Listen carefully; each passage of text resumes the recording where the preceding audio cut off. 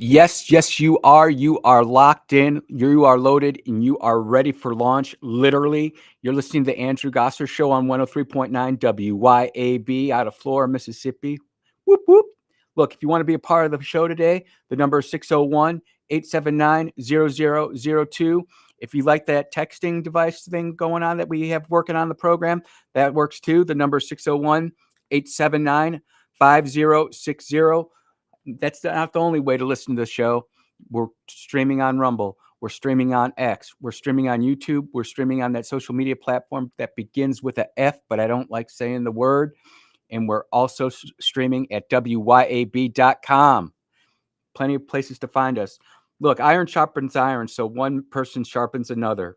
That's Proverbs 27:17. And, this past 24 hours, everybody's had an opportunity to be offended or offend somebody else. We've all taken offense to something, and truth of the matter is that we can sit there and we can dwell in that negativity. We can just sit there and continue to get fired up and get ticked off and go down roads that might make us feel good in the moment, but ultimately in the end make us less productive.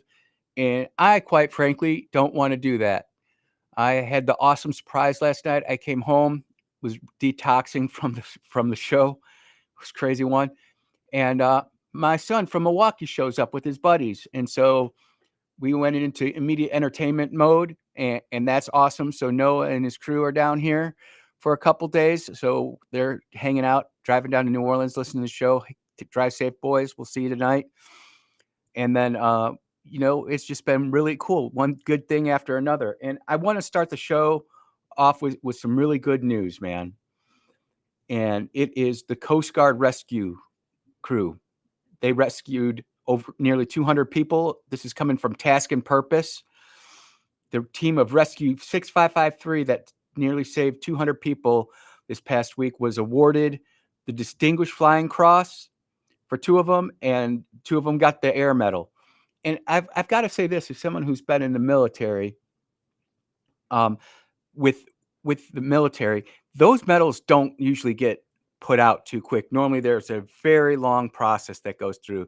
Air Medal, you might go on a deployment, and they put all the package together, and it gets sent up to the generals or the admirals, in some cases, depending on what service you're in, and it sits there and goes through the rigmarole.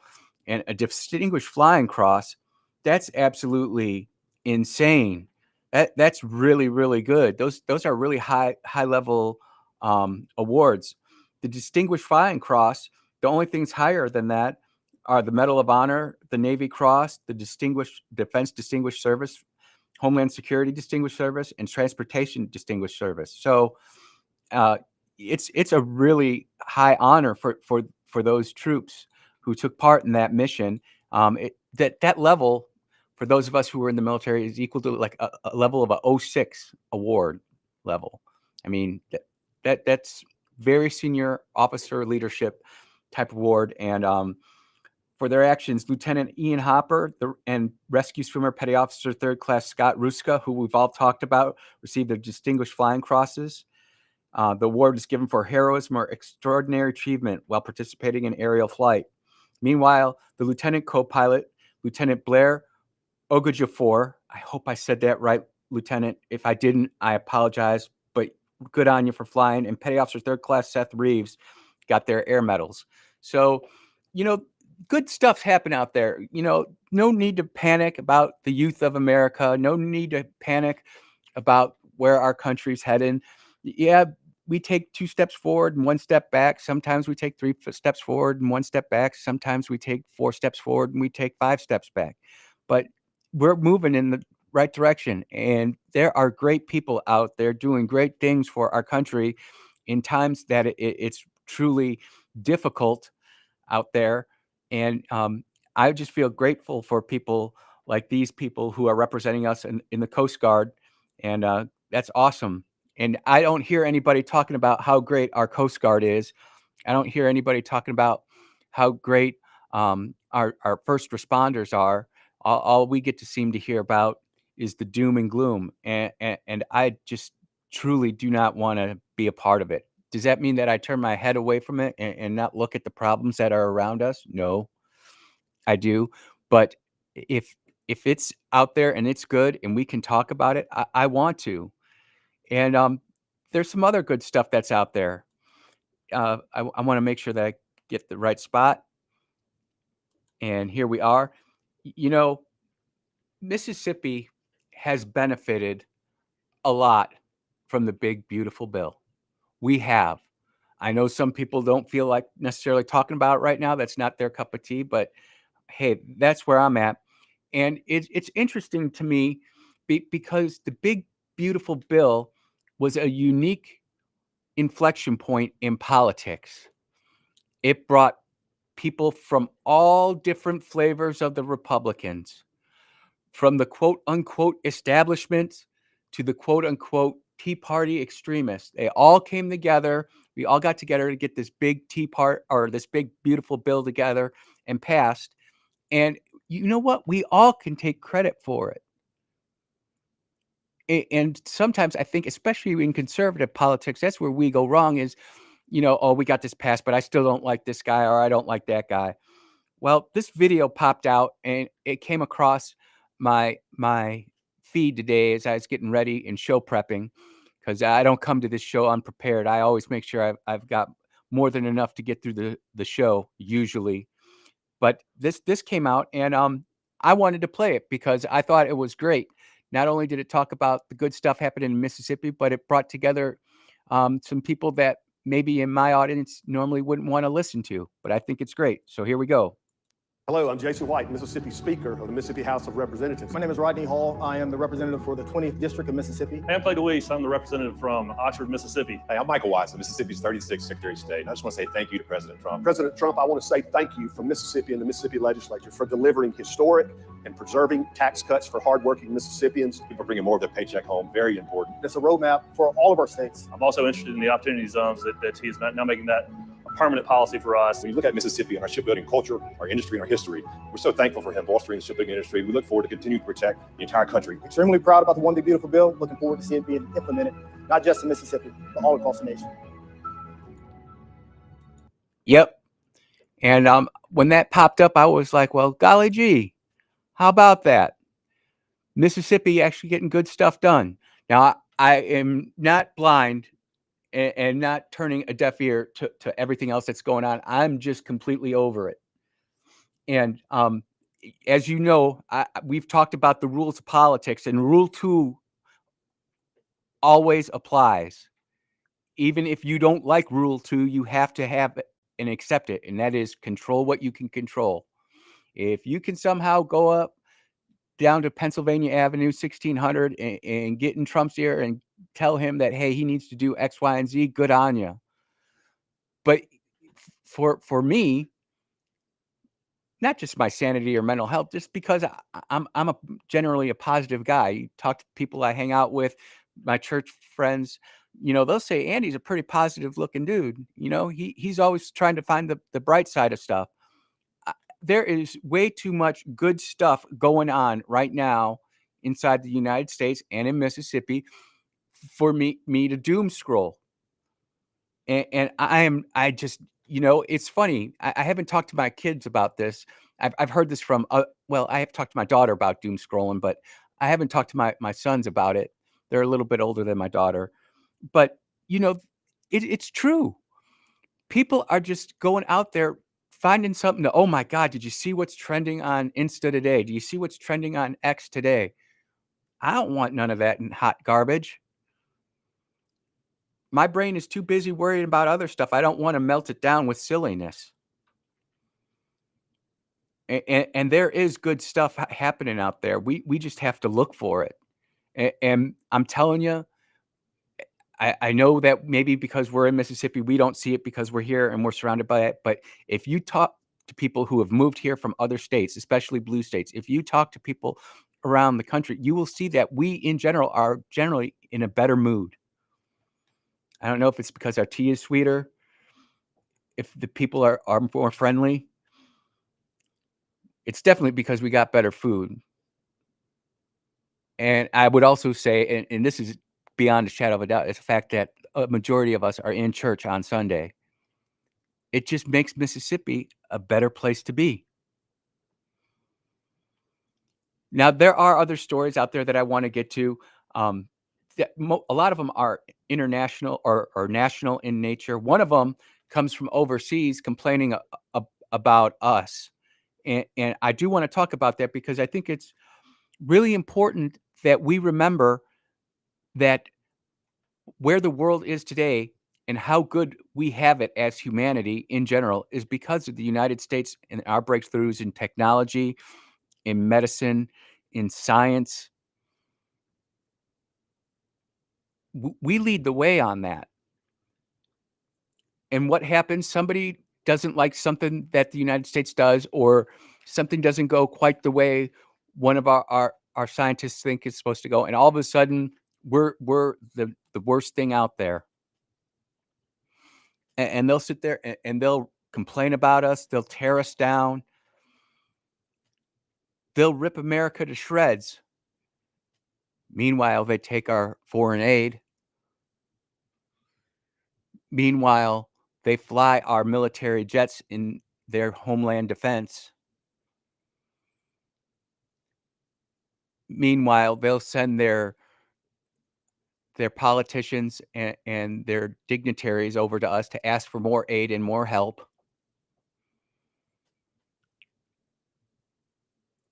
And we're in such a position now. We're in such a society where we can see what everybody's doing. There are there secrets out there? Yes, but to hide true secrets is so difficult anymore. Just because of the mainstream media, just because of social media. Like I've told a lot of my men that we hang out in our men's group together, we are one click and two taps away from going down a road that we don't want to go down. We are off and running on the Andrew Gosser Show. It is Thursday, the 17th of July, and you are listening to the Andrew Gosser Show. We will be right back.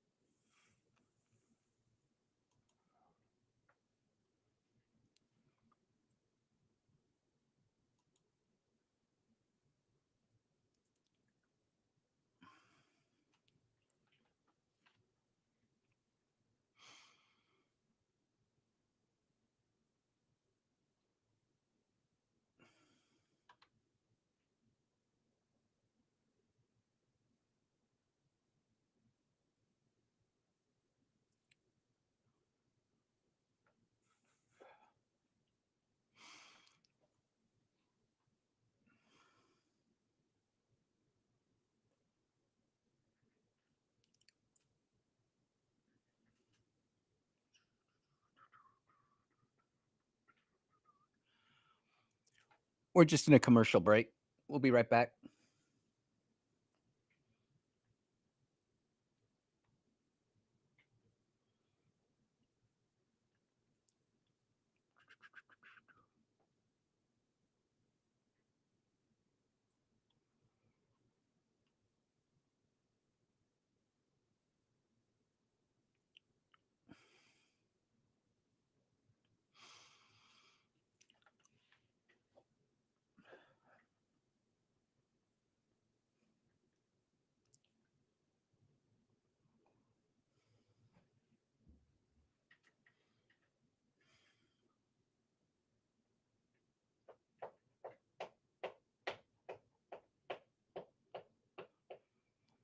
And we are back on the Andrew Gosser Show. Appreciate you all tuning in. The text line's already blowing up. We're going to get to that. But look, if you're listening on Rumble, X, that social media platform that begins with an F, or YouTube, if you wouldn't mind liking and sharing the stream, I sure would appreciate that. The number, if you want to call in, is 601-879-0002. The text number is 601-879-5060. I think a lot of you have that locked in because you already let me know. Talking about doom scrolling. Have you looked at Drudge lately? And we're going to get to doom scrolling, and we're going to get to Drudge because my goodness, if you really want to feel horrible, if you really want to feel miserable, then just go to Drudge and read the headlines there, and you will guaranteed be made to feel absolutely awful. I don't even go there anymore. It does me no good to go there. It's not that I don't want to get the news, but there's a way that you can present the news that is impartial, fair, and balanced. And it's not sitting there where it's necessarily knifing somebody in the neck, which is what seems our news media is out to do. There's definitely, when we're talking about the Texas flooding and our brave Coast Guardsmen who got the Distinguished Flying Cross and the Air Medal, it's unfortunate, but the Democrats have tried to politicize this. And we have to point this out because what happened in Texas could certainly happen in Mississippi. Mississippi's prone to flooding. We know that there's a tropical depression scooting along the coast of America right now. Doesn't it sound good? The coast of America, not the Gulf, or the Gulf of America, not that other Gulf. We don't say that anymore. There's a tropical depression that's cruising down the Gulf of America right now, across our southern coast down there. And I put it out there before. I'll put it out there again. If you don't have a weather radio, you're kind of wrong. You really should have one. You don't need it until you do. The new ones are really great. They're solar powered. They actually will charge your cell phone if you need a quick charge, and it will actually wake you up if the National Weather Service or other weather agency issues a warning. It trust me, it will wake you up. Even if you are sleeping on medicine, it will wake you up. It will wake everybody up. And you know what won't wake you up when the cell phone tower goes out? The thing you're probably dependent on, your cell phone. Oh, Andy, I can't afford a weather radio. They're $35. And if people got a cell phone, I just think that somebody within the area should have a weather radio. So let's listen to Chuck Schumer because he had to make a statement on this. And these cuts to local stations couldn't happen at a worse time, with floods and natural disasters front of mind. When a flood happens, when a tornado touches down, when a hurricane makes landfall, people need immediate, up-to-date alerts to stay safe.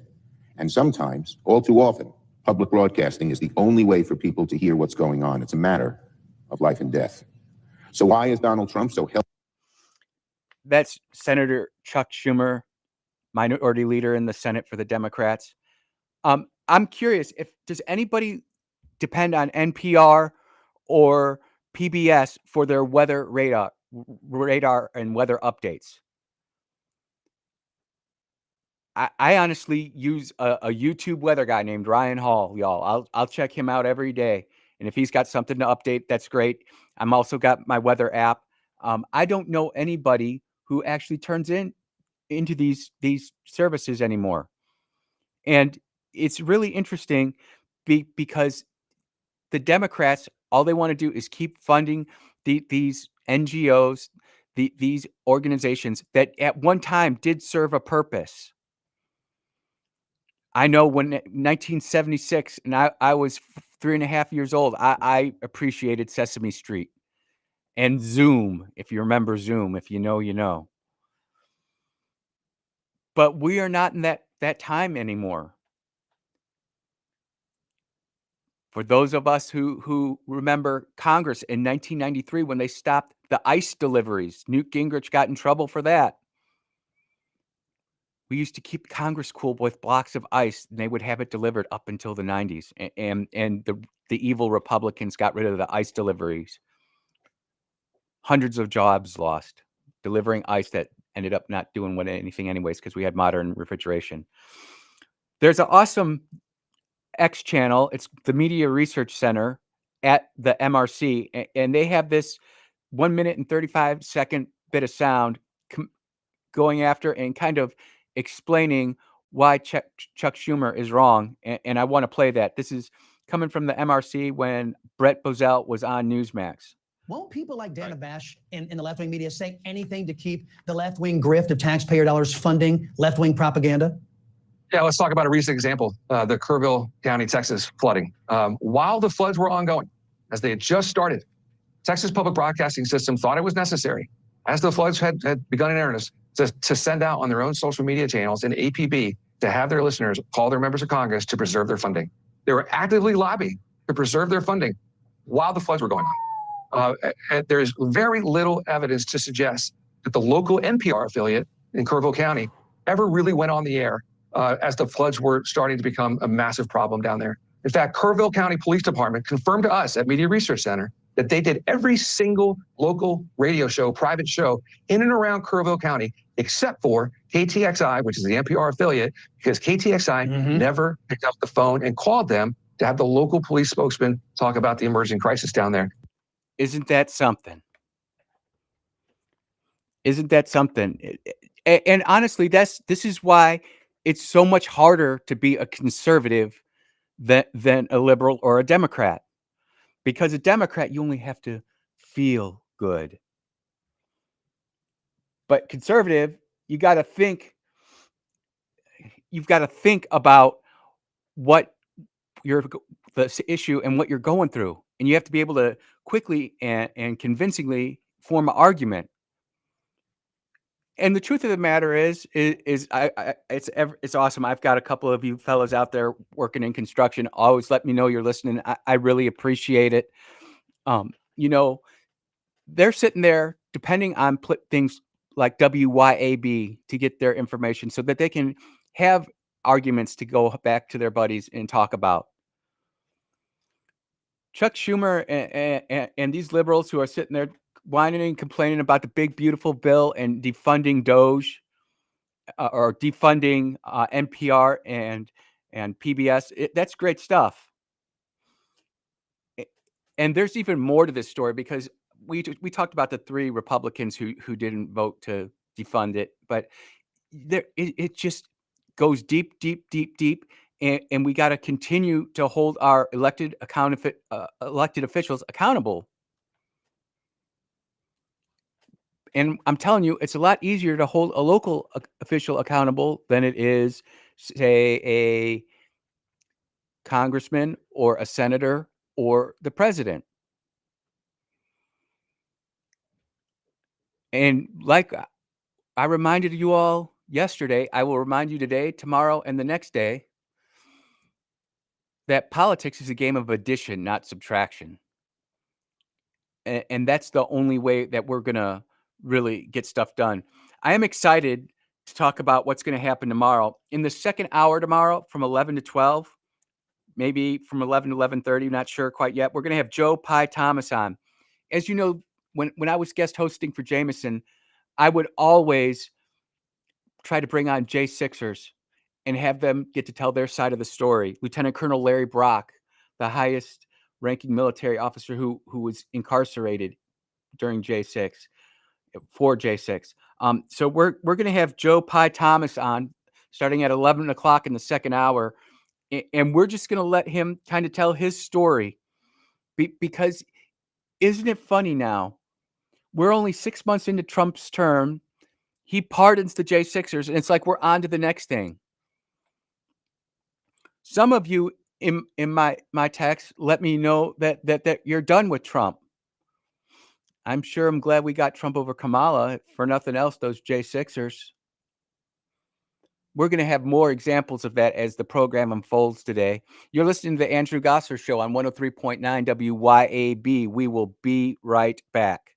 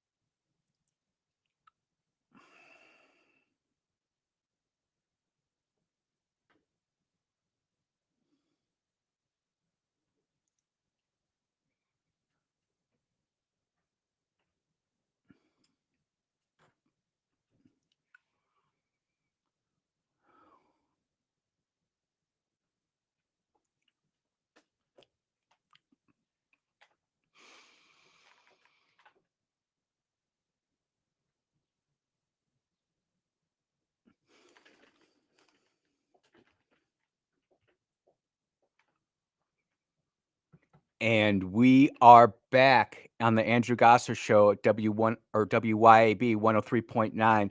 This segment's brought to you by Elite Roofer, EliteRoofer.com. If you are looking for a new roof, whether your roof is old, has leaks, been damaged in the past, and you just haven't gotten around to it, perhaps you're looking to put gutters on your home to help it drain the water drain away, you need to go contact my man Joe Boyd over at EliteRoofer.com.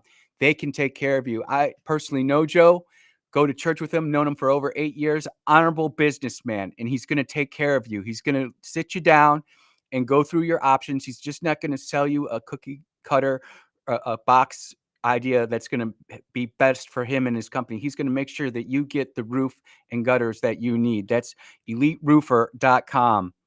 The text line came in and they were talking about the warning system and people complaining about the weather, the National Weather Service having cuts, NPR going away, the PBS going away. And Brother Rick writes in, he goes, it wasn't the cuts in funding. They were overstaffed. If anything, it was the audience. They didn't understand or heed what the forecasters were saying. You can blame it on the fluoride. You can blame it on the education system or the general dumbing down of the population if you want, but it wasn't the warning systems. And that's a fact. On this program, we documented there were warnings given out over 24 hours in advance, letting you know that something bad was about to happen, that the conditions were right for that to happen. And to sit there and try to say, oh, NPR and PBS were the reason that these people didn't make it out, it is shameful. I don't know. I'm not an RVer, but I did believe in that just having a cell phone with my warning system on there was enough. But I'm telling you what, some of these people who've been having that weather warning radio around for longer than I've been alive, they know. And the great thing is they're cheap. It's a one-time thing and done, and it's solar powered, and it will definitely wake you up. That's the good thing. I'm also getting texts talking about people wanting to talk about the topic that is single-handedly swept over this nation, and people just seem to want to talk about it. I really don't want to talk about it, but if I hear somebody who's talking about it and it makes sense to me, I will definitely let them say their piece. And as you know, I follow a lot of different congressmen, a lot of different senators, and one of my favorites is Tim Burchett out of Tennessee. He's just salt of the earth. And here he is talking about everybody's favorite DOJ and FBI. If you were in charge of the DOJ, what would you do to restore the faith of the American people? Seems to be a big crisis of trust right now. I would fire everyone there and make everyone reapply, and then they'd have to verify that they could do a job and what the heck they're doing, because it's just too deep. You know, like I said, Trump comes in first term, he fires the head guy, thinking that'll do it, not understanding that layer is deep. It goes deep, and the corruption goes deep. And so I think you fire everybody, and then you make everybody reapply. And that allows a lot of patriotic Americans a shot at doing what they want to do, and that's bust bad people. That's right. And ultimately, I think, Kash Patel and my buddy Dan Bongino, I think they're incredibly patriotic Americans. And they're like me, are very idealistic, but they're very realistic. And I'm sure their frustration runs deep right now. Yep. And that's on the Benny Johnson show. Congressman Tim Burchett, he is somebody, if you're not following on X, you should be. He tells it like it is, and he just goes out and does the hard things, not because they're easy, but because they're hard. He never holds back. What I really appreciate about him and what I strive for, what I try to emulate, is coming across in a way that isn't inflammatory or incendiary. And I know for me personally, if you've listened to me long enough, you know that I have no problem of telling some people where to go, what to do, how to do it, and what to do once you actually get there. And it's not a good thing. It's not good at all. But it is something that I do have in my system. And that's why I appreciate Tim Burchett so much, is because we need people like him in Congress who can say the hard things and still get things put through and still get things enacted. They're very few and far between. You look at somebody like Tim Burchett and compare him and contrast him to a Thomas Massey. You know, very different styles and approaches. They get along and they get stuff done, but that just goes to show you. And I've said this before too, but I'll say it again. You can have all the right answers. You can have the perfect battle plan, but if no one wants to follow you, if you can't convince people to your point of view, it doesn't matter if you've got the right answer. No one's going to follow you and you're not going to get any work done. Now, many of us know that we would have much rather had Matt Gaetz as our Department of Justice Attorney General than Miss Pam Bondi. I'm just saying it's true. And many of us were upset about that. But Matt has gone on to One America News, and he's also has his first child on the way. So we want to say congratulations, Matt. That's going to be awesome. Being father's greatest gift that I've ever gotten. It's the greatest title I've ever had. It wasn't captain or commissioner or county board member or whatever else I was. Being called dad is the best thing you can do. But he had Congressman Tim Burchett on. And here's the reason I'm bringing this up. It's all tying into the subject du jour right now. That is, we want to get stuff done that we support. And up until last week, President Trump was at a near 100% approval rating by MAGA. All those executive orders, they're just executive orders. You do realize that in 3 years, when President Trump's on his way out the door and the next president comes in, all those executive orders that President Trump has signed and put into law can be rescinded with a stroke of an auto pen. You don't even need a pen, according to Joe Biden. You just use the auto pen. But listen to what Tim Burchett's doing. And wouldn't it be great if our congressman in Mississippi, and I know we won't get Benny, but if our other congressman would get behind Congressman Burchett and support him on this. The next iteration of rescissions, what would you put on the list to be cut in a subsequent review of federal spending? I would get all of the president's executive orders. I posted 24 of the ones that I thought were at the top of the list, and I would just go down the list. And I would do them individually, though, Matt, not put them and make people vote for them and make them stand up for what they said they were going to do. See, that's the key.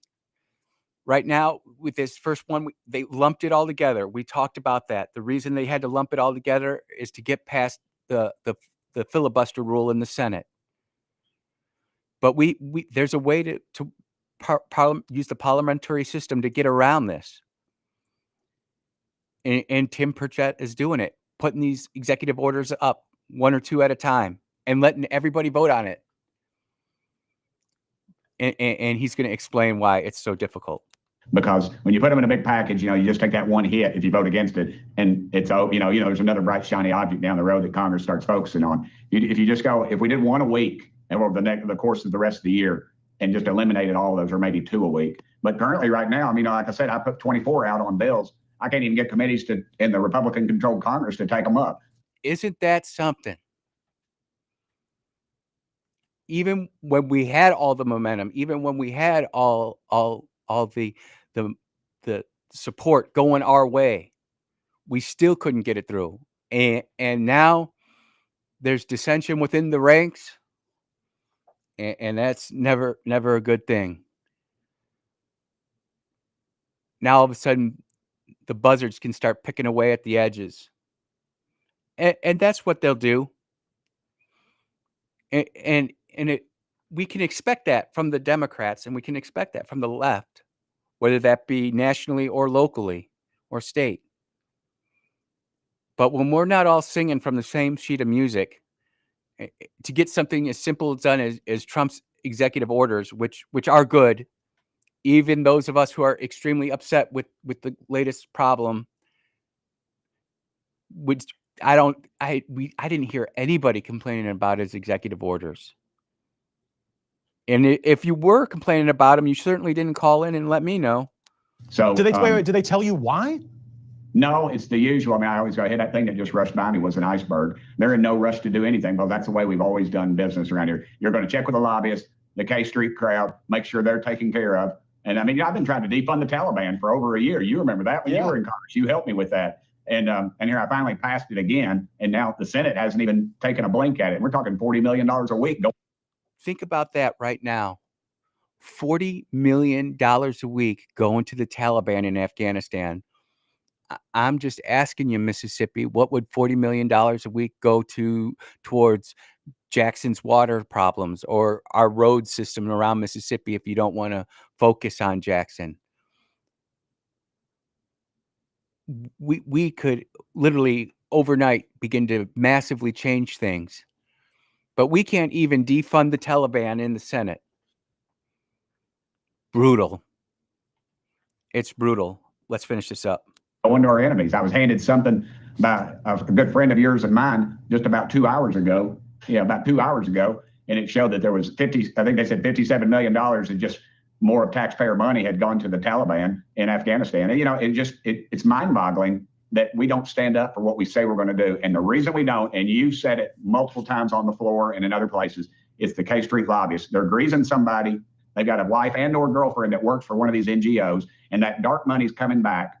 And I'm afraid it's coming back to somebody's pocket. And I'm like you, if I would be filled with joy if I saw somebody brought out of one of these buildings in handcuffs that was taking that money. And isn't that the truth? Isn't that why so many of us are ticked off? I almost cussed. Got to watch myself, Matt. I'm not going to drop the ball. But that's why so many of us are ticked off about the Epstein thing, because it runs deep. We know people are getting kickbacks. We know people have done stuff they weren't supposed to do, and they're getting away with it. The other part of that is the child factor, and we will always defend kids. It's almost universal. It's not quite. There are people out there, and there are organizations out there. I don't know if you've ever looked into some of these people, but they actually have full up organizations that are trying to mainstream or at least make it look a little bit better for people who believe in preying on children, and it's disgusting. And I'm grateful and thankful that we here in Mississippi don't put up with that hot garbage, with that nonsense. And it's just one of the another reasons why I love living here. It's why I support people like Tim Burchett. I do hope our congressmen here in Mississippi, I do hope our senators get behind what Congressman Burchett's trying to do in legalizing and codifying these executive orders. Mississippi, we should be leading the way on that. We are safely a red state. Now, when it comes down ballot in 2026, things may change depending on how this DOJ thing washes out. But we are safely a red state. They should be supporting those things.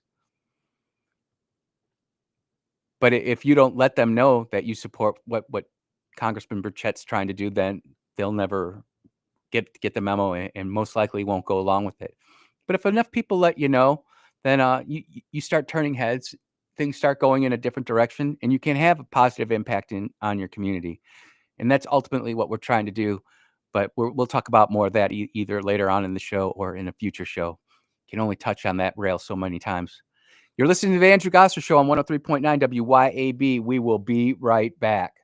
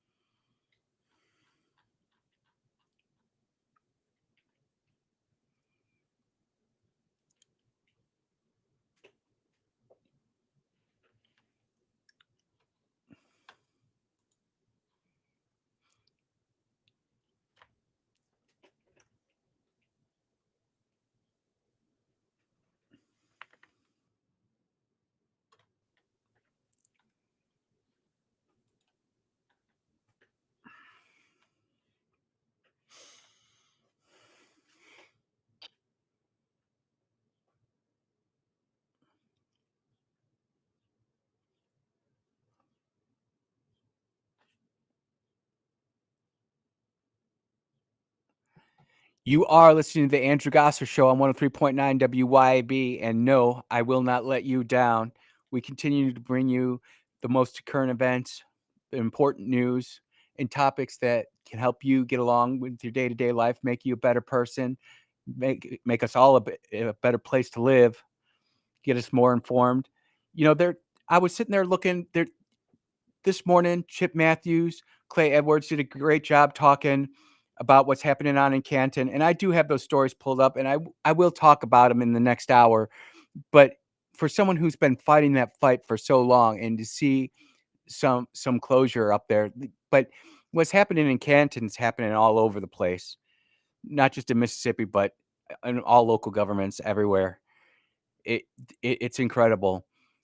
This guy got caught giving fishing trips, but yet the highway commissioner in Illinois could give away trips to Disneyland and put that on the government bill, and it got away. It's incredible what happens to people when they get into elected office and they get that power, and that money starts running through. They're controlling that. It's very alluring, and we never want to see anybody drive off the side of the road and try to kill themselves. That's just nuts. But it is interesting to see how certain parts of the media are covering that up. We're also going to talk about doom scrolling in the next hour.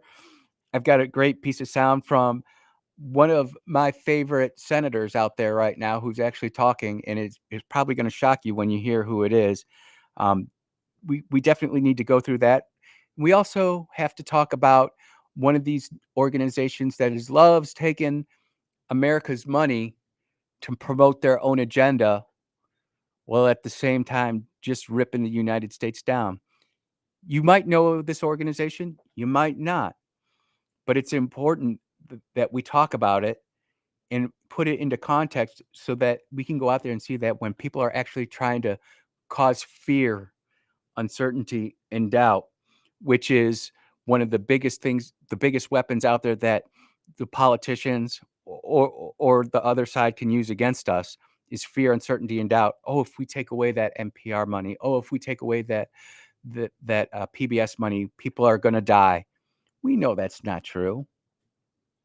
We're all smarter than that. Yet this is the same old game plan that they continue to try. And what we just have to do is we just have to continue to point it out. We just have to continue to be on the front lines, making sure that we're there, ready to rock and roll. And when we see it, we call it out. Not just here on the Andrew Gosser Show, but in your own personal life. Maybe at your dinner table or at your church or at your workplace. We are smart enough. We do have the ability to take care of this. It's a long work in progress. It's a long way to go. But that's what we're going to be talking about in the next hour. And again, coming up tomorrow in the second hour, it's going to be Joe Pye Thomas, J6er, talking about his time in the DC Gulag. You're listening to the Andrew Gosser Show on 103.9 WYAB. We will be right back.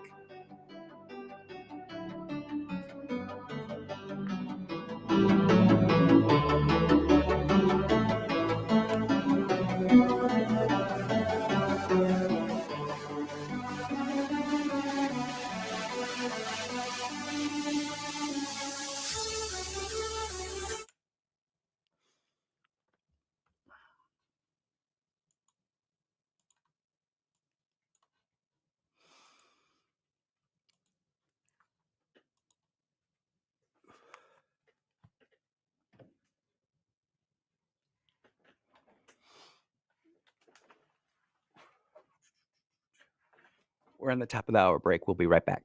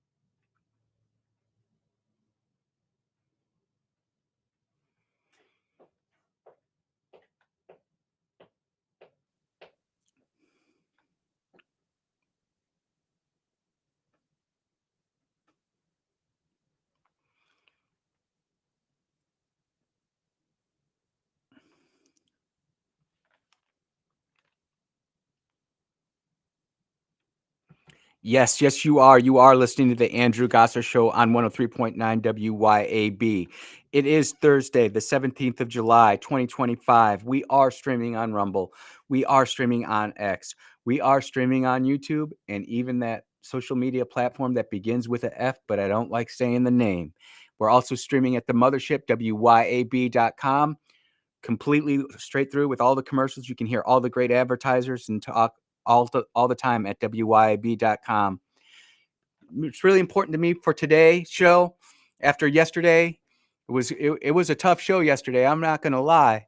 I was getting it from all sides. It kind of reminded me of a political. I won't call it a law, but it's pretty much a law. It's definitely a rule that says those who play both sides end up getting smushed in the middle by both. And it's this whole Epstein issue is just going to rumble on, and I'm not going to sit there and waste our energy on that. Not because I don't care about it, I do, but there is nothing that I'm going to be able to do to change the president's mind right now. And quite frankly, depending on what side of the aisle you feel about this, you probably won't have your mind changed too much either. But we're going to continue to go down that road, and that's why iron sharpens iron. So one person sharpens another, and that's good old book of Proverbs 27:17. We're going to continue to go down there. I'm really excited because we're going to go through an article from The Guardian.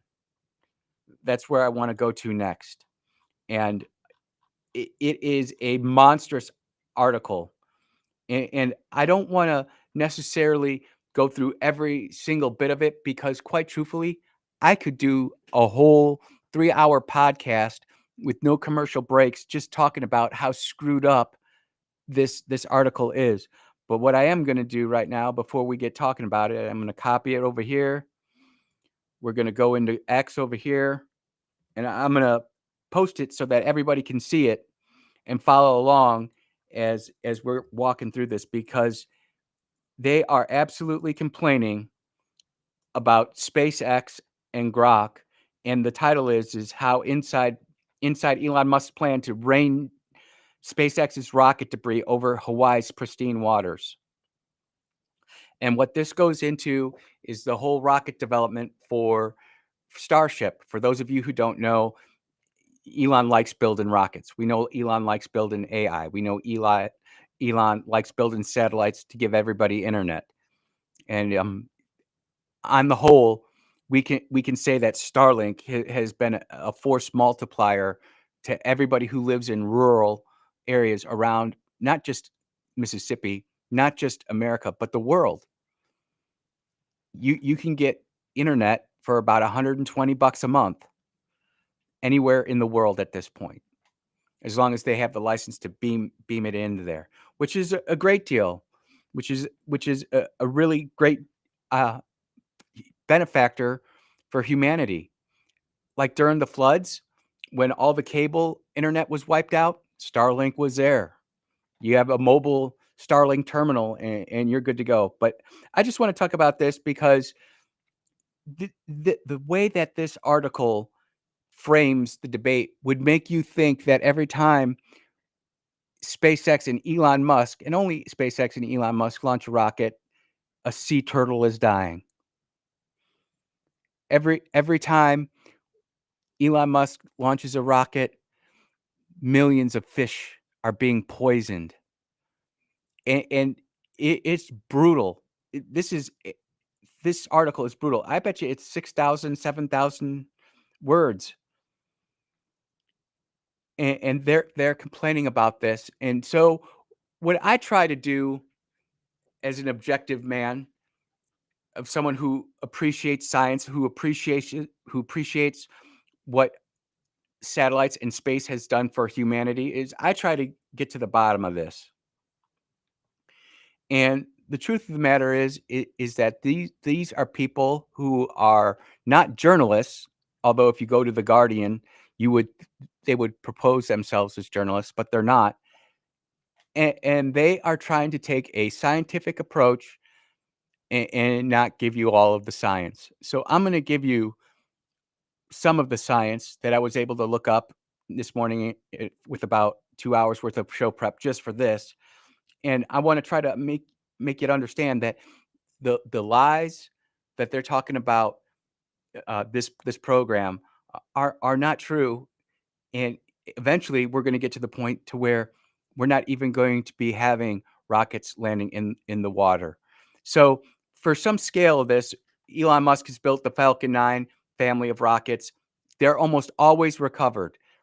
I can remember in 2014 being in a certain congressman's office and saying, look, we're going to have reusability within the next 2 years. They laughed at me and kicked me out of the office. I'll never forget that.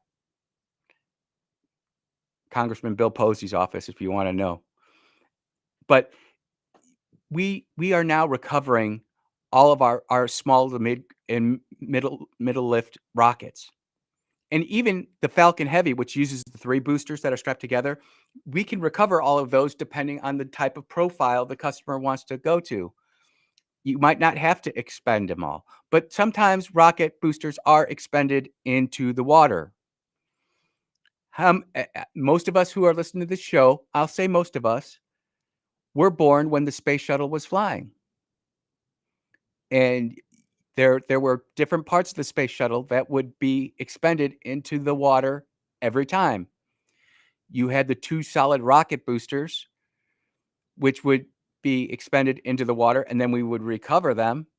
And then the external fuel tank would be expended into the water somewhere over the Indian Ocean, and it would fall apart, break apart, and sink to the bottom, where it would actually turn into a reef. Or it would sink so far down, it wouldn't have any impact. Inside that external fuel tank, the big red thing, as everybody used to remember it as, was liquid oxygen and liquid hydrogen. So even if there was anything left in there, there wasn't going to be the mass pollutants, like if you would read this article from The Guardian, talks about.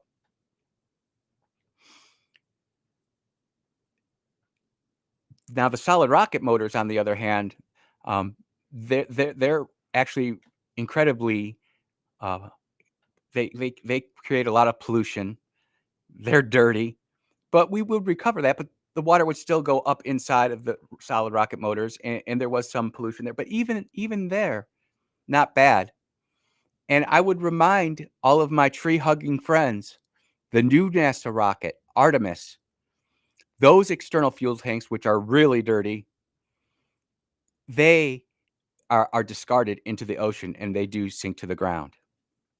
But here's where it gets really interesting to me. I went to Grok, and I said, Grok, how many rockets have launched from Florida since 1955? And I could go through here, and Grok did a very nice job in about 45 seconds of listing the 3,000 to 3,500 rockets that have been launched from the coast of Florida since actually 1950. It went back a little bit further. There's no exact number, but this includes rockets, missiles, everything from the Cape Canaveral Air Force Station and Kennedy Space Center. So for The Guardian to complain about 25 super heavies or space launch, or not space launch system, excuse me, Starship systems being launched and being tested and discarded into the ocean is kind of not fair. Number one, the fuel that we're using is much cleaner than the stuff we were using back in the early 50s and 60s. I mean, we were using really caustic stuff, hydrogen and other aerosols like that are just really nasty. I mean, can kill a person. But number two is that The Guardian is completely missing the point that we're aiming towards complete reusability. Where you've already seen the video of space or of Starship coming in, the booster coming in and catching it in the tower, and they have had a problem with the ship itself during reentry and trying to orientate itself, and that's to be expected. But for anybody who's worked for Elon Musk or worked around Elon Musk or in SpaceX in particular, you remember that SpaceX has big, hairy, audacious goals. And failure is expected and excitement is always guaranteed. And this is where I want to get to the recent failure that happened in Texas, where they blew up the launch pad, and it was ugly. I mean, that booster, it did what a RUD, or a rapid unscheduled disassembly. And it was bad. But how many of you knew that the NASA solid rocket motor that we're going to use to send astronauts into orbit next year, on its last test mission in Utah, also had an explosion? It had a rapid unscheduled disassembly as well. Now, it wasn't as prolific in that it was on its side instead of up and down. And I don't know how the atmospherics is playing into all of that. I don't claim to know that. But what I do claim, and what I am suggesting to you, is that if we have U.S. government money going into companies inside Great Britain, journalist companies, where they're actually getting funded through NGOs, putting out articles that are completely trashing American companies that are changing humanity for the better, what else could they be doing? This article inside The Guardian is bad, but I do have to give them credit for one thing. And this is the one part that I do want to read, and I'm scrolling down. It's a big article. I hope you all look at it. It has, after it has the wrap up of the whole article, it's got this little shaded box, and it's actually a lot bigger than I thought. But I do want to read this to you. At this dangerous moment for dissent, I hope you appreciated this article. Before you close this tab, I wanted to ask you if you could help support The Guardian in this critical time for journalism in the United States, when the military is deployed to quell overwhelmingly a peaceful protest, when elected officials of the opposing party are arrested or handcuffed, when student activists are jailed and deported, and when the wide range of civic institutions, nonprofits, law firms, universities, news outlets, the arts, the civil service, the scientists are targeted and penalized by the federal government, it's hard to avoid the conclusion that our core freedoms are disappearing before our very eyes, and democracy itself is slipping away. In any country on the cusp of authoritarianism, the role of the press is an engine of scrutiny, truth, and accountability becomes increasingly critical.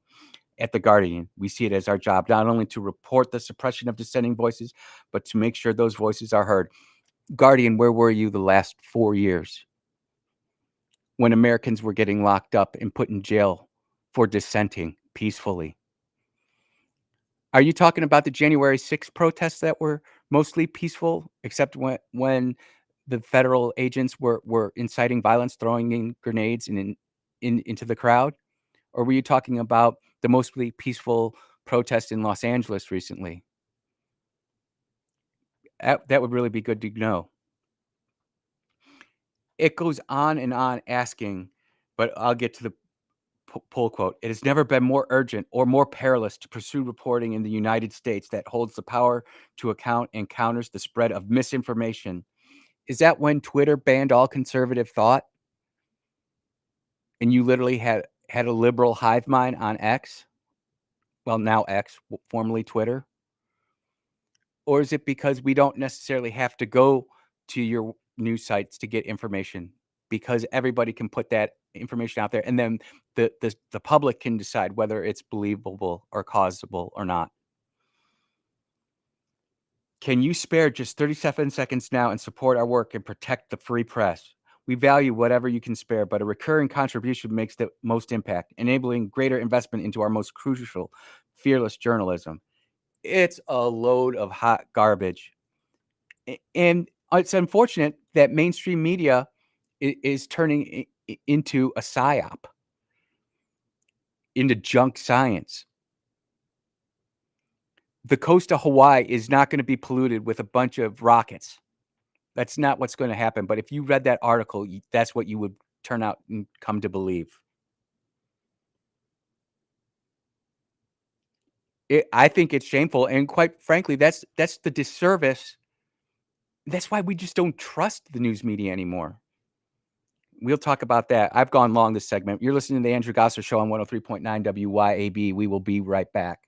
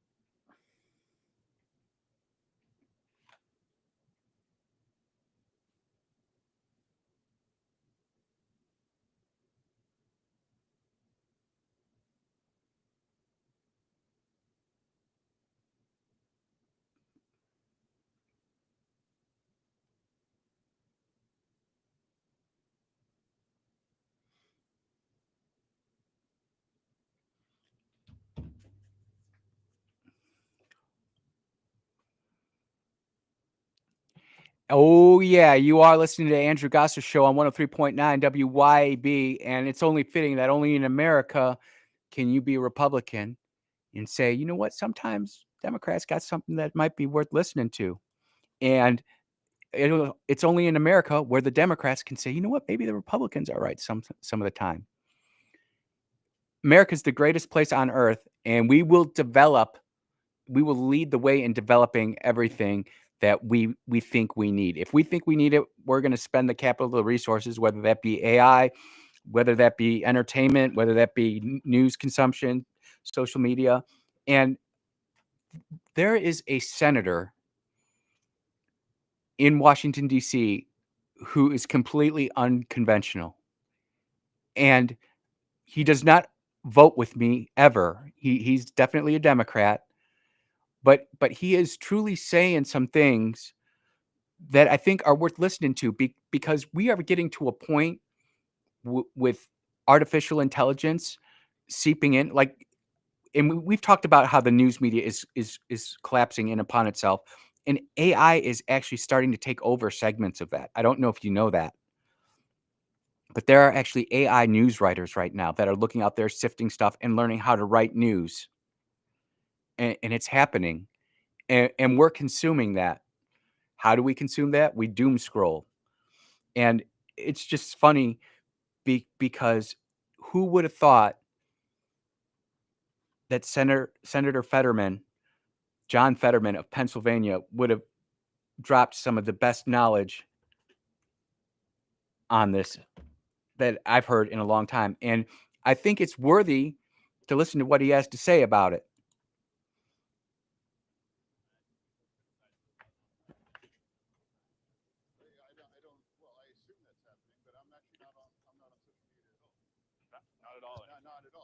Do your own tweets. I produce the content and the tweets, but I don't just check in and I do those kinds of things. It's like, why would I? It's like, I'd rather just sign up and have someone spend 30 minutes punching me in the face, and it's just like, so that it's out there and that it's back and forth, but I try to remind people that social media is the funhouse mirror of the distortion of reality. And wherever I go in public, people are lovely and they're really actually kind and very supportive. And hey, can we have a picture and shake your hand kind of a thing. So I would just remind anybody, the world that you see on the social media is just not the reality. And imagine that through the lens of a 13-year-old child that has access to the same kinds of tools as an adult. And like I said, I don't spend any time. I don't know. And if that isn't the truth, do I go to social media to get my news? Yes. I'm also a 53-year-old man who didn't grow up with social media, who has discernment. Kids are getting access to more and more powerful tools to where if they know where to look, they can find the answers to really important questions. My 16-year-old daughter can sit there and look up how many rocket launches came from Florida since 1950 and say, hey, Dad, this is what it was. You can also ask artificial intelligence some really unsavory questions, and it's going to give you that answer too. And there are tools and methods out there to limit what our kids get access to. And the best tool and method is mom and dad saying, son, daughter, you're not getting on Insta today. Nope. Sweet girl of mine, you're not snapping with that guy. Nope. Son, the TikTok is going away. And it works for us too as adults. We just watched it happen, and it's happening right now with this whole DOJ thing going down. There is more stuff out there. You cannot keep up with how fast the stories and craziness that's coming out is. You really can't. And at some time, like my daughter often says, Dad, you just got to touch grass. And I'm like, she's right. So when you have a Democrat senator like John Fetterman and a Republican senator like Katie Britt trying to get kids away from doom scrolling, I think that's a good idea. I think it's important to bring awareness to it, but what law is really gonna stop kids from scrolling like that? Do you limit their online time every day through a federal act? Is that a breach of the First Amendment? It really what it comes down to is the parents. And I've had this notion for a long time, and I've tried articulating it at church in my friend groups, and they agree with that, but they're like, "What about the kids that don't have the parents who are involved in their day-to-day lives?" And that is a fair question, to one which I do not have the complete and total answer for.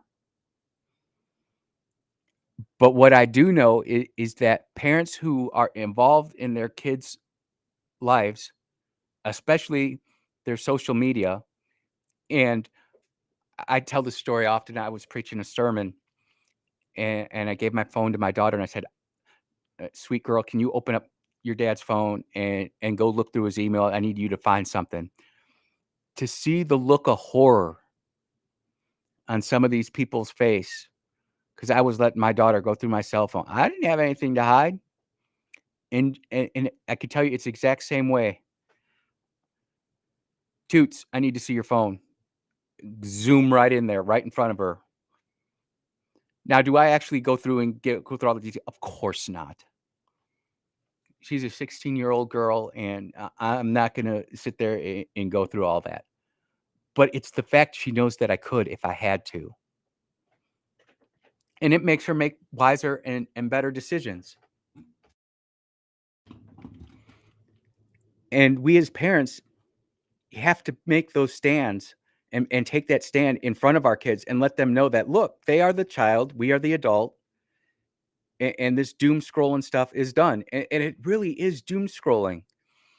You can sit there and watch the AI manipulate it as you start looking at different stories, and as it gets darker and darker. Or if you're looking at brighter stories, the light will get brighter and brighter. It works both ways. It just seems that humanity always seems to descend to the lowest common decrepit denominator. It's just what humans are. We're fallen, broken people. We naturally sin. It's just what happens in life. It doesn't mean that we can't fight it and turn away and start doing other stuff. But the fact that we're actually talking about it now, that you have senators talking about it, hopefully you as parents talk about this with your kids. I am encouraging everybody to say, hey, how much time are you really spending on TikTok? Sweet girl, how long have you been on Instagram? And we're not even going to talk about the studies that have been done on the effects of Instagram and young girls' mental health. We will next week, because I think it's important that we understand that. And many people in this audience probably know about the effects that it's having, but some of you may not. And if not, that's why we're here, to educate and inform, as it says in the good book, to equip the saints. And that's what we're doing on the Andrew Gosser Show, 103.9 WYAB. We will be right back.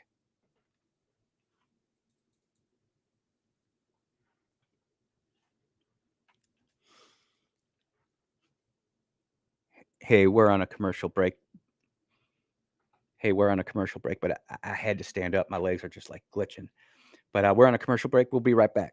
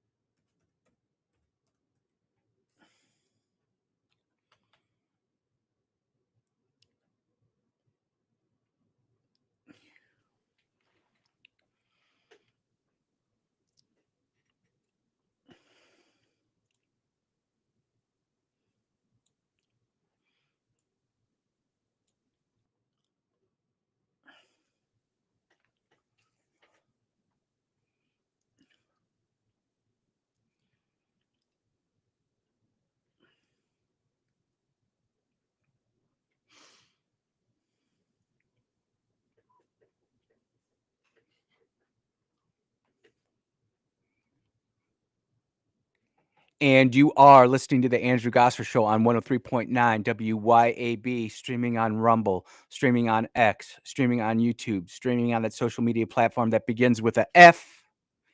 But we don't like saying the name, fam. And we're always streaming at the mothership, WYAB.com. I do love Depeche Mode. I truly can't get enough of it. It's my one childhood band that just kind of seemed to groove with. And every time that comes on, it just fires me up.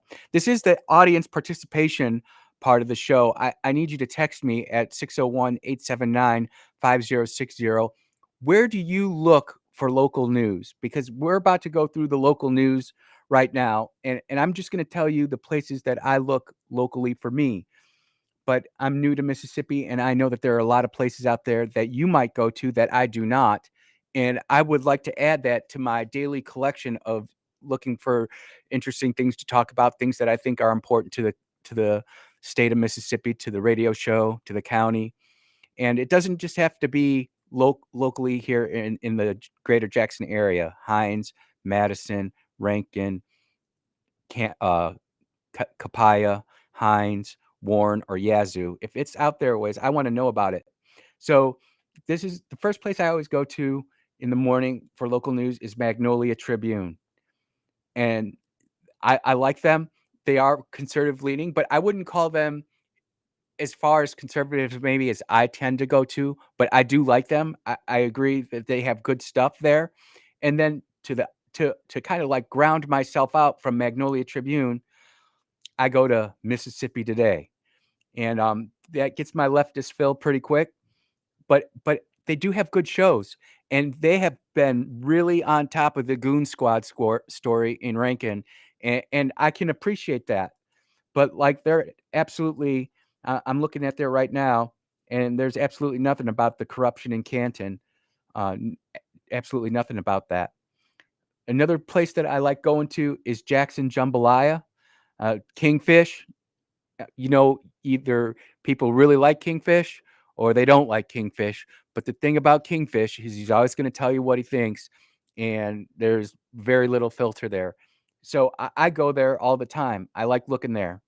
I like looking at Dark Horse Press. That's just darkhorsepressnow.com. Really interesting website. Like right now, their big thing is they have the weather warnings up. Look, they're talking about the heat stress for today, and they're already having they're already sandbagging in Biloxi. So, these are the things that I'm looking about. And then, of course, I will always go to the major Jackson TV stations for different stories. And of course, I'm always talking to Chip Clay, and of course, Radio Strongman, Kim Wade, great guy. And we'll always be bouncing things off of each other. And that's what makes the WYAB family so strong, is that we all have different takes locally, nationally, statewide, but it all comes together right here on 103.9 WYAB. And I cannot talk on my radio show today without bringing up what's happened in Canton with the former city engineer who was convicted. Rudy Warnock was convicted on federal corruption charges. And, that's a serious thing. This guy going through all the things, fishing trips and all sorts of stuff, that doesn't necessarily, what he was convicted of doing was corruption. How that lays out. I know I should probably be upset about that, but what gets me is how long he was looking at. And this guy was looking at 50 years in jail. And do I know about all of the in-depth corruption inside Canton, Mississippi? Nope. But Chip Matthews sure does. And to hear him this morning break it all down was definitely something. I learned a lot more than I thought I knew. And he has his stream up on that social media platform that begins with the F, but we don't say it here, fam. So if you haven't heard that, I would definitely go check that out. But the bottom line is that once he got convicted, he did about the most selfish thing he could have done. He it doesn't say whether he crashed his car or he just pulled over to the side of I-20, but he tried to commit suicide on the side of the I-20. And suicide is a horrible thing. And if you're struggling out there, you can always text me. That I will sit there and you say, I need to talk to you. I will pick up the phone and talk to you. But we want to make sure that we're always checking in on our people, right? We don't want suicide. But I will tell you, what's worse than knowing somebody who's committed suicide is walking in on it either just after it happened or as it's going down. And that, my friends, will change a person. And for this guy to be so desperate and so lost, to go on the side of the road, slit his own neck, and then slit his wrists. I'm not saying I didn't see the wounds or anything, but whoever held that guy together, they deserve a medal themselves. Currently, Mr. Warnock is at UMMC, where they're holding him together. And I do hope that I hope and I pray that he gets to a full recovery, where they can then transfer him to a facility to where they can make sure he doesn't hurt himself and that he can serve his time. And I hope that he gets the mental care he needs. But you know what? If he did all this corruption stuff, he's probably got a lot going on. And it's just horrifying to me that someone, and maybe this is how it works in the criminal system. I don't know. I've never been criminally charged with nothing. I've gone to court, but I've never had to go through something where like you're going to jail. And I don't understand how someone who is up facing 50 years in prison and a serious fine like that gets let go. And you texters are awesome, man. You're already saying to me, they crashed the car. He crashed his car. So he must not have really wanted to die, because if he really wanted to die, he would have crashed his car in such a way that he would have died, don't you think? And if he slashed his wrist and slashed his neck, I don't know. This just looks to me like a big plea for help, and we hope he gets the help he needs. Because we don't need that. And at the same time, we don't need corruption in our local politics, which is why you all should be involved. And it's situations like this that provide ample opportunities for you to get involved, whether that be running yourself or perhaps supporting somebody who's running, or just being one of those people like I was called before I ran for office. I was called a curmudgeon, because I would just sit in the back with my arms crossed listening, just saying, mm-hmm. And I knew they were full of it. And I knew that things were going down that I didn't personally agree with. And I thought that my neighbors and friends wouldn't agree with. And, running as a conservative in a Democrat area is not always the easiest thing to do. But when you're doing something right, people will show up and they'll vote for you. They'll cross party lines, or they'll vote for you they'll place their first vote in their life for you. Which, if we're being truthful, is exactly what happened with the 45th and 47th president of the United States, Donald J. Trump. And you know what? In adverse times, when things are rocky, we find out who our friends are real quick. And it doesn't mean that you have to agree with them or anything, but we don't sit there and just shut down. Can you walk away for a little bit? Absolutely. Do I recommend that? Yep, I do. Some of us can walk away from the current political situation a lot easier than others. But to sit there and completely trash the president, say, "I'm done, I'm over it." Um, I really hope that you do blow off some steam, and I do understand your aggravation, but we can't give up. An example of that would be Mary Jo Perry and MPVR. What if she decided, "Oh, you know what? The lower court said that, we don't have a religious freedom for vaccination rights in Mississippi. I'm gonna give up." And she didn't go for that appeal. That's not what we're about. That's not American. We fight for what we believe in. And my mom used to always say, "Nothing worth living for isn't worth fighting for." And sometimes we do have to fight.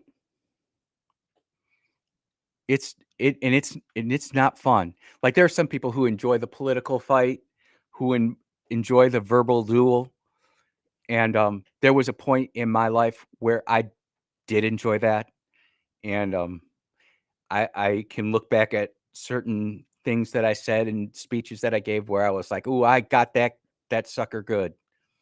I let them I led them down a road that they knew they were going, and it felt good. And then I look back on it years later, and I'm looking at myself like, "You fool. You idiot. What were you thinking?" And I repent for that. I've actually asked for forgiveness to Joe for doing what I did to him. And it wasn't like, criminal, or it was politically uncomfortable. It was the gotcha moment. And, you think you're doing something great at the time, but when at the end you realize you were really only putting your own self over and not setting yourself up for success later on down the line. Look, we got to take our last commercial break of the day. You're listening to the Andrew Gosser Show on 103.9. We will be right back.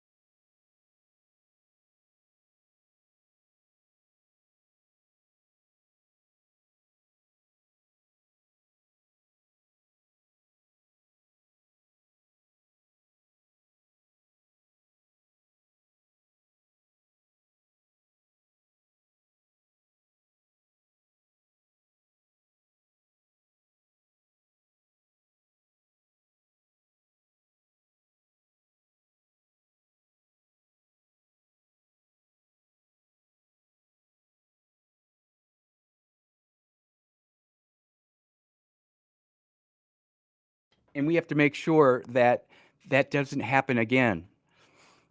We can't dwell on that negativity. So we'll see Joe, we'll have Joe on tomorrow. We'll have like I said, we'll have Joe on the radio tomorrow. We'll have the latest news stories. And in the meantime, I'm going to be talking with my son, Noah, who actually came in from Chicago. And that's just a blessing when we can have our kids come in and talk about that and spend that quality time. Because, man, once they hit 18, let me tell you, they're gone. And to spend quality time with our kids anymore, it's insane. And just to have that quality time with my son, I think is something pretty special.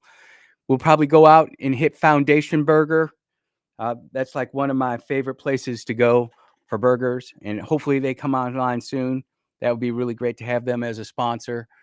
And then Saturday, they're gone again already. If you don't already, hope that you have a radio weather. Be weather aware, not afraid. The storm's coming in. It's not going to be that big of a deal. And as long as you're aware of what's going on and you know when it's coming, you should be all right.